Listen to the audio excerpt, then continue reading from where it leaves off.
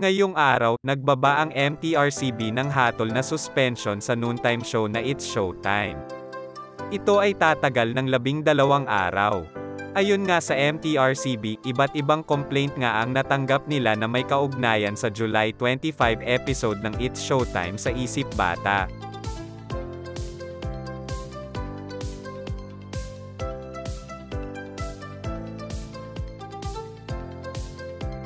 Kung saan hindi anya na angkop sa telebisyon ang naging asal ni Ayon at Vice Ganda ukol sa pagkain ng icing ng cake. Ayon din sa MTRCB, may nauna ng 2 warning ang noontime show bago pa man din napagdesisyonan ang suspension na ito.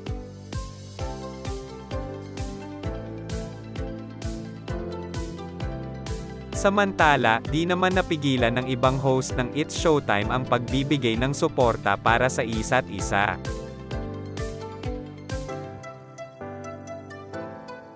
Kanya-kanya silang post sa kanilang mga social media account.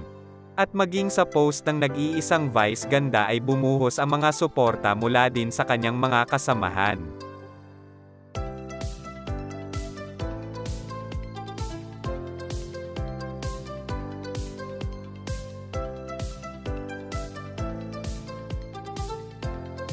Agad naman naglabas ng statement ang ABS-CBN tungkol dito.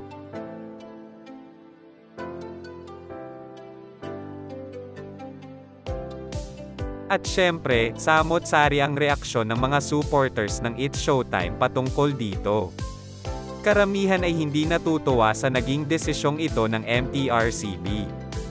Anya pa ng iba, hindi kaya sa relasyon ng dalawa sila hindi sang-ayon at idinahilan lang ang icing ng cake.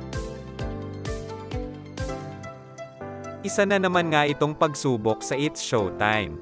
Pero patuloy pa din silang babangon para sa madlang people.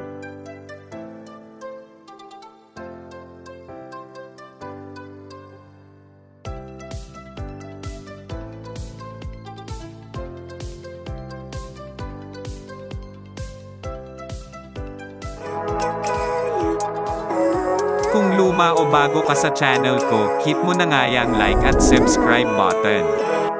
Kita-kits next video.